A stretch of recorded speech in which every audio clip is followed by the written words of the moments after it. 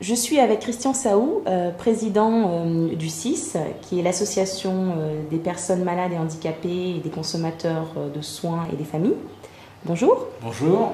Je viens vous voir aujourd'hui pour vous demander un petit peu votre opinion sur notre initiative. Fin 2010, une enquête de l'Ipsos montrait que 88% des Français souhaitaient la mise en place d'une information officielle permettant de comparer les tarifs et prestations des médecins et des structures de soins. À l'heure d'Internet, comment vous expliquez que ce ne soit pas déjà le cas et qu'il n'y ait pas déjà une offre pour les patients pour les aider à avoir accès à une information claire sur le reste à charge? Ils le disent assez clairement que ce qu'ils ont besoin, c'est d'un GPS santé et qu'effectivement, personne ne l'a fait.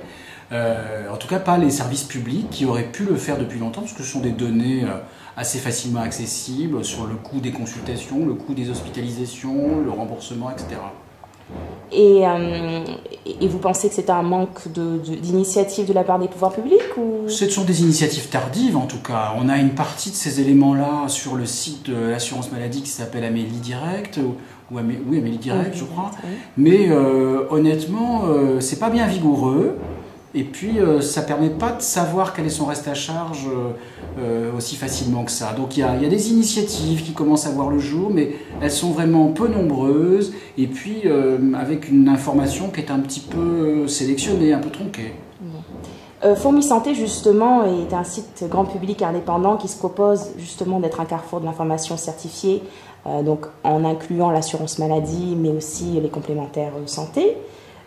Et en même temps qui permettent de démocratiser et de vulgariser cette information économique.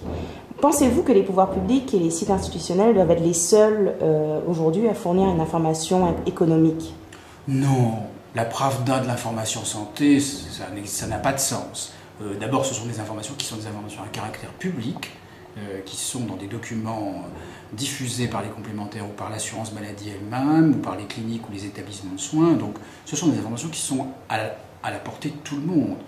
Par contre, les rassembler, leur donner un sens, faire que ça soit utile aux consommateurs pour arbitrer dans ses choix, ça reste à être fait et c'est la plus-value qu'on peut apporter. Et selon vous, justement, quel est l'impact que ce type de portail, avec une approche, disons-le, porte-monnaie santé, peut avoir sur le grand public?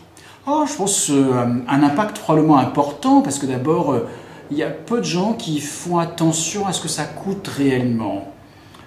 Parce qu'on n'a pas pris l'habitude de ça dans un système d'assurance maladie avec des complémentaires qui couvraient assez facilement des dépenses et que la situation est en train de se tendre.